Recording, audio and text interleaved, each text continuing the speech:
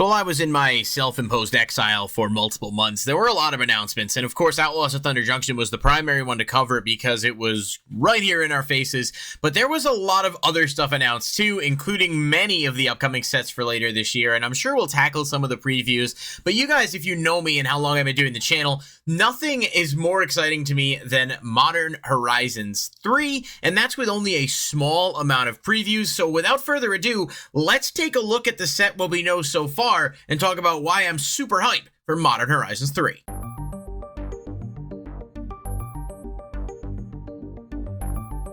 Alright everybody, welcome back to the channel. Thank you so much for being here. I do appreciate it as always. Please be sure to like that video if you do enjoy it and click subscribe if you want to be notified. Click the bell icon, it'll give you notifications whenever a new video is posted. But I was not kidding in the opening. Modern Horizons 3 is a set I've been excited for a long time. I like Eldrazi a ton. A couple in my play group are big Eldrazi fans. They have like multiple variations of Eldrazi decks. And I think generally speaking among the Magic player base, Eldrazi is really popular. But when we knew there were going to be Eldrazi in it based on the cover, it was like, oh great, what does this mean? What new cards are they going to get? And while I have to admit I don't play Modern, so I don't have the same view on it as I'm sure some Modern players do, because I know Modern Horizons 2 introduced a lot of cards into the format that just completely power crept it, like the elemental incarnates like Solitude and Ragavan, amongst others. And I expect this set will do the same thing, just based on some of the previews we've seen so far. But I'm not looking at it from the perspective of a Modern player, unfortunately. That I don't mean any disrespect to anyone who plays that format. I'm excited from a Commander perspective about some of the stuff we're getting, and just from value perspective as well for this set. So what we know so far, Modern Horizon 3 will have play boosters, and it will have collector boosters, of course. The collector boosters are likely going to be pretty pricey. Modern Horizons 2 collector boosters were expensive, but I think, I'm not 100% sure, I think they're going to be structured like those, and they're not going to be like the Masters set, so I don't think it's going to be like 4 packs for $200, but I could be wrong on that. I don't know what data is out there, so if I'm wrong, feel free to correct me. Either way, know that you're going to be spending a pretty penny on this, but I believe it is 12 boosters per box, and pre-sales for both products have been absolutely through the roof so far. What I would caution, though, is wait a little bit, right? It's early. This set does not come out until mid-summer.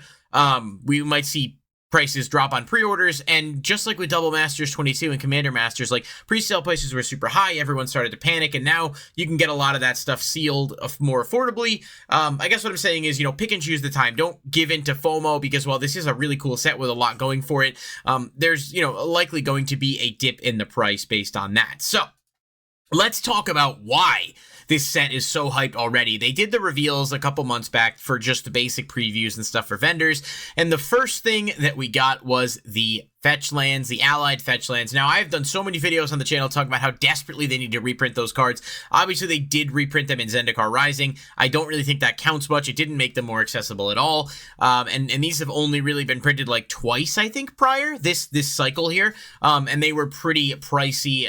When we saw Modern Horizons 2 reprint the enemy fetch lands, those cards went down from like 40, 50 to like 20, to the point where now those 5, you can pretty much get them at or around 20, 25 bucks maybe, but if you know where to look and you can find the right deals, you could pick up most of them for about $20-ish each for just like the cheapest standard version. Now, Windswept Heath, Wooded Foothills, Polluted Delta, Flooded Strand, Bloodstained Mire, all of them are getting multiple different prints in the set. I'm showing the full art ones on screen, or the borderless ones. They look amazing. Be aware there are other variants that I'm not going to show on screen right now, but I encourage you to check them out if you want to see them. There's Retro Frame, Regular, so plenty of different variants depending on what you're looking for, but I think the borderless ones are super cool. I don't recall that the borderless ones in Modern Horizons 2 had different artwork like these do, so that's interesting. If you're someone who has a lot of fetches and you're worried about value, maybe you can rest easy a little bit knowing that it's not going to tank as much, hopefully, because there will be some different value there for you guys. But realistically speaking, this is a good thing for multiple formats for these fetch lands to become more widely accessible, especially because if you play a deck, even in Commander, like you could play a low power deck but have access to the fetches, your deck's going to be significantly better because you have like more consistency to get to what you need. So this is a great thing for everyone, except for like the small subcategory of like angry boomers that are going to be upset that their fetch lands are losing value, but we don't really care too much about them. No offense, of course, but like, whatever, a little offense. It's a card game at the end of the day, right? So, like, it's fine to want to collect and make some money, but also you probably should maybe play it. One other land is Snow-Covered Wastes. I just want to spotlight this. It's the first time we're actually getting a Snow-Covered Waste, so that's why it's noteworthy. I wonder if we'll see cards that fetch it. Obviously, we know there are a couple cards in the set that need wastes, and a lot of the Eldrazi do as well, which we'll talk about in just a moment here in this video.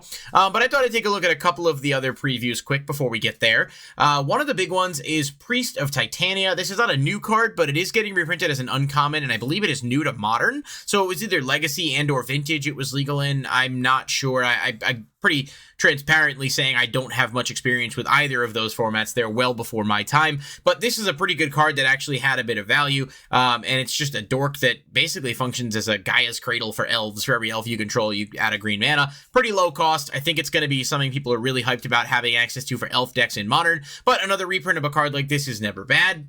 And randomly, I have one card called Scurry of Gremlins that I believe is new to the set. This is 2 red-white enchantment. When it enters the battlefield, you create 2 1/1 red gremlin creature tokens. Then you get an amount of energy counters equal to the number of creatures you control. You can then pay 4 energy counters. Creatures you control get +1/+0 and haste until end of turn.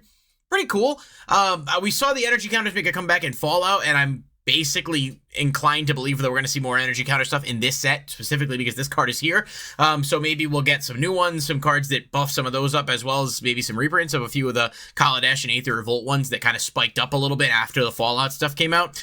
All around, probably going to be a good thing for everybody is ultimately what I mean there. But it's an interesting card, and obviously it's not too costly. I mean, yeah, you could probably time this right. It just depends on what the other energy counter cards in the set are going to do. So I can't say too much whether or not this one is like super good, super bad, but it's still interesting.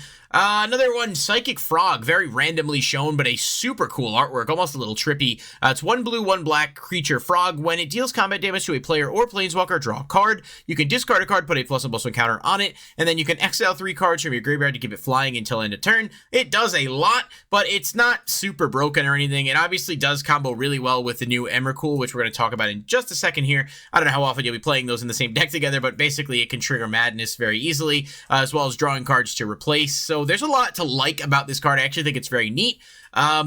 It's just a cool card. And I mean, obviously in Modern, I think there's probably ways you could include it in a lot of already existing decks. In Commander, if you have the space for it, I'm sure there's plenty of ways to utilize it as well. Now, if you guys remember, I mentioned Solitude, and there was also 4 other ones that were part of that cycle, the Elemental cycle. They were all new to Modern and Modern Horizons 2. Pretty busted from my understanding, at least most of them. So I think if one of them even got banned in Modern or Legacy Fury, I think it was.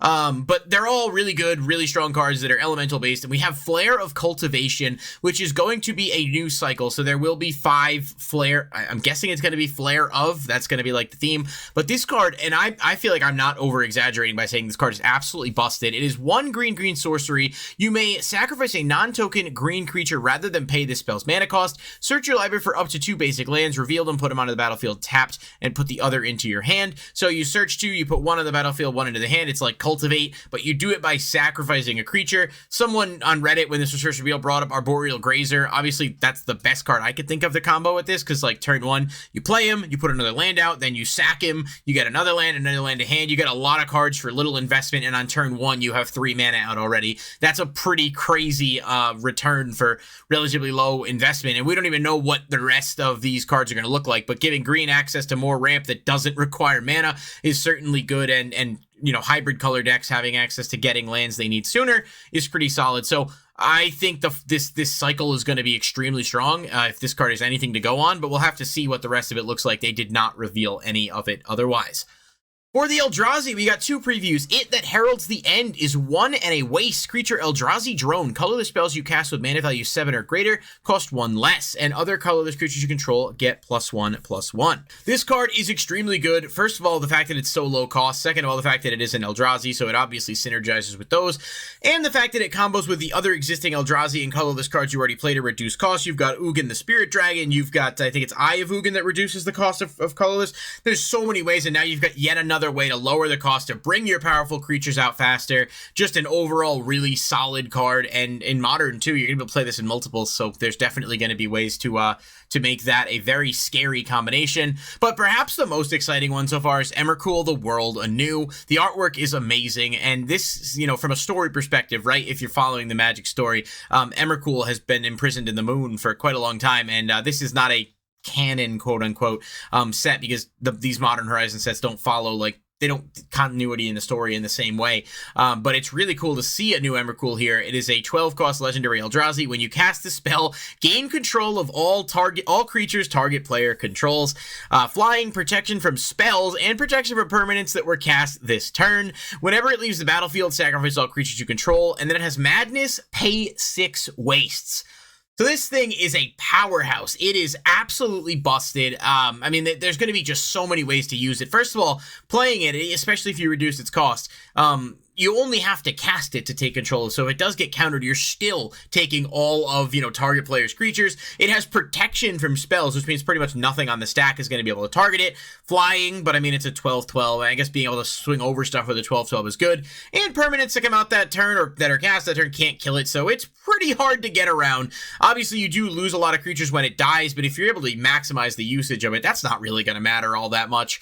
And then Madness 6. I mean, you do have to pay 6 wastes, so it does have to be colorless mana, but if you're building around this specifically, that should not be hard to do. And the fact that you can play this for half of its cost just by discarding it is crazy. I'm very excited to see what decks come out of this and sort of what type of play this sees, but I think this Emrakul is going to be a very, very highly demanded card. And to note, the other Eldrazi Titans will be getting retrains in here as well. We just don't know their effects yet and won't until spoiler season starts, you know, in mass, probably in a couple months. But Emrakul is just going to absolutely, I think, shake the foundation of Modern there. And one other quick side note, it is going to have a serialized card. It's the only serialized we've seen so far. It's numbered to 250. I don't know if there's got to be others, right? I don't think the fetches are going to be serialized, but maybe. I kind of hope not. I'm kind of hoping maybe it's just the Eldrazi. But I guess even if the fetches are serialized, it's not really a bad thing, because more people rip it open, more product on the market, cheaper prices, you know, supply and demand, kind of how that works. But that card is crazy. And finally,